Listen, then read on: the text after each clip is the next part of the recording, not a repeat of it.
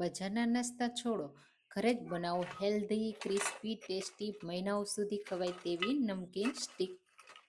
Hello friends, હું છું શીતલ. તમારું સ્વાગત છે મારા કિચનમાં. આજે આપણે બનાવીશું જુવારના લોટની એકદમ હેલ્ધી, ગ્લુટન ફ્રી અને મહિના સુધી પણ તમે સાચવી શકો ને તેવી સુપર ટેસ્ટી મસાલેદાર સ્ટીક. તો નાના બાળકોથી લઈ મોટા બધાને ખૂબ પસંદ આવશે. તો ચાલો બનાવીએ. એના માટે આપણે લેશું 2 કપ જુવારનો લોટ. તો અહીંયા ઝીણો પણ નહીં અને જાડો પણ નહીં, રેગ્યુલર લોટ આપણે યુઝ કરીએ ને પછી એ જ લોટ મેં લીધો છે અને આ રીતે 2 કપ લીધો છે. હવે આપણે એમાં મસાલામાં આ રીતે એડ કરીશું કસૂરી મેથી. તો બહુ સરસ એવો ટેસ્ટ આવશે.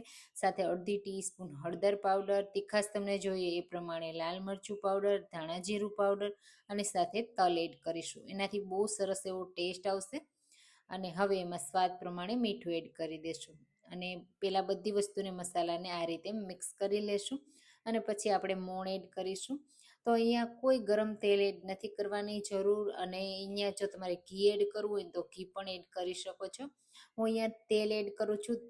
તો અહીંયા 2 કપ લોટ સામે આપણે માત્ર 4 ચમચી તેલ એડ કરવાનું છે અને તેલને દરેક દાણા સુધી લોટના મિક્સ કરવાનું છે. એટલે તેલ પ્રોપર મિક્સ થવું જરૂરી છે. એના લીધે આ જે નમકીન સ્ટીક છે ને એ સરસ એવી ખસ્તા, ક્રિસ્પી અને લાંબો સમય સુધી ક્રિસ્પી રહેશે અને ખાવામાં પણ થોડી તમને કડક નહીં લાગે. એટલા માટે ખાસ આ રીતે તમે જુઓ લોટનો કલર ચેન્જ થઈ ગયો, સરસ એવું તેલ મિક્સ થઈ ગયું ને ત્યાં સુધી હવે આપણે ગરમ પાણી લેવાનું છે. આંગળીથી ટચ કરી શકીએ ને એટલું ગરમ પાણી લઈ અને થોડું થોડું એડ કરતા જઈ અને થીક એટલે કઠણ એવો લોટ બાંધી તૈયાર કરવાનો છે.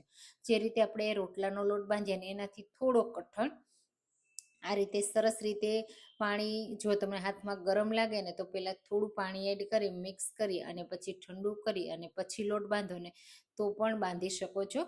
અને હું અહીંયા હલકું ગરમ છે ને તો આ રીતે હાથથી મસળતી જાઉં છું અને લોટ બાંધતી જાઉં છું. તો તમે ક્યારે આવી જુવારના લોટની મસાલા સ્ટીક ક્યારે બનાવી છે કે નહીં મને કમેન્ટમાં ચોક્કસથી કહેજો.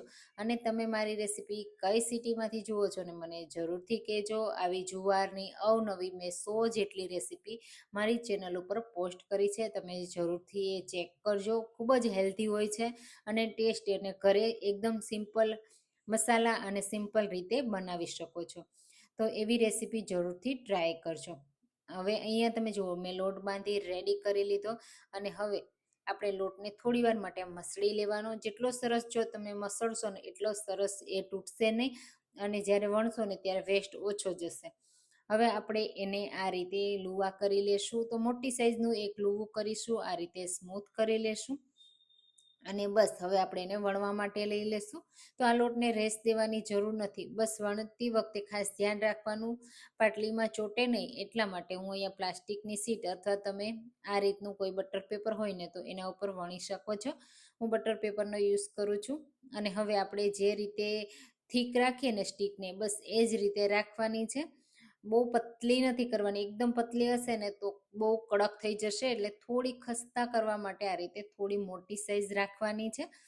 અને તમે જુઓ સાઈડથી આ રીતે ફાટ્યું છે તો ટેન્શન નહીં લેતા.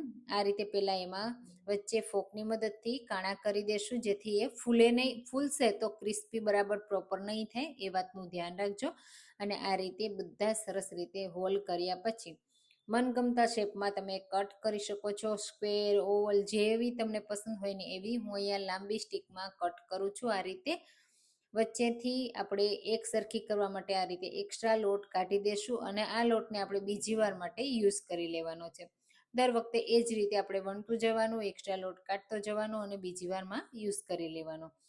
તો અહીંયા એક સાથે તમે મોટું વણી અને પછી એ રીતે કટ કરો ને તો પણ ચાલે.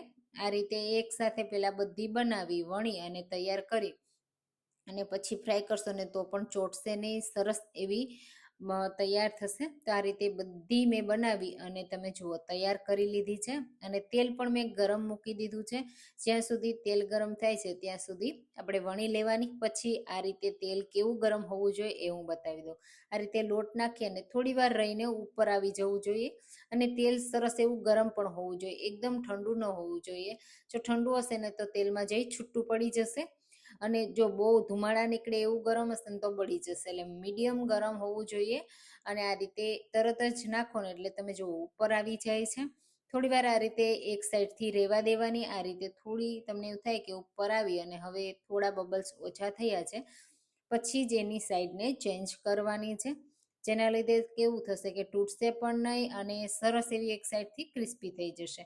હવે એ જ રીતે ફેરવતા ફેરવતા તમારે જો ગોલ્ડન કલર સુધી કરવી હોય ને ત્યાં સુધી કરી લેવાની. હલકો ગોલ્ડન કલર હું આવવા દઈશ, બહુ નહીં આવવા દઉં. અને તમે જોશો એને ફ્રાય થઈ જશે ને એટલે તમને ઓટોમેટિક ખબર પડી જશે, ફેરવશો ત્યારે ક્રિસ્પી લાગશે અને તેલમાં જે બબલ છે ને એકદમ ઓછા થઈ જશે. એકદમ ઓછા એટલે થોડાક ક્યારેક ક્યારેક દેખાશે, બસ એવા જ રહેશે. અહીંયા તમે જુઓ કેટલી સરસ ક્રિસ્પી થઈ ગઈ છે અને સરસ એવી તેલમાં બબલ્સ પણ ઓછા થઈ ગયા અને કલર પણ ખૂબ જ સરસ આવી ગયો છે. તો બસ હવે આપણે એને કાઢી લેશું. ઠંડી કરી એરટાઈટ ડબ્બામાં ભરી મહિનાઓ સુધી રાખશો ને તો પણ ખરાબ નહીં થાય.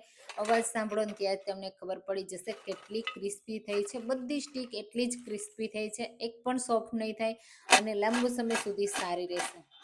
તો મહિનાઓ સુધી પણ જો તમે આ નાસ્તો બનાવી સ્ટોર કરશો ને તો બજારના નાસ્તા તો ભૂલી જ જશો, એટલા ટેસ્ટી લાગશે ચટણી સાથે, ચા સાથે, અને એમ જ બાળકોને પણ બહુ જ પસંદ આવશે. તો તમે જો આ રેસીપી ટ્રાય ના કરી હોય તો એકવાર ચોક્કસથી ટ્રાય કરજો. કમેન્ટમાં કહેજો કેવી લાગી. રેસીપી ગમી હોય તો લાઈક કરજો, શેર કરજો અને મારી ચેનલને સબસ્ક્રાઈબ કરજો.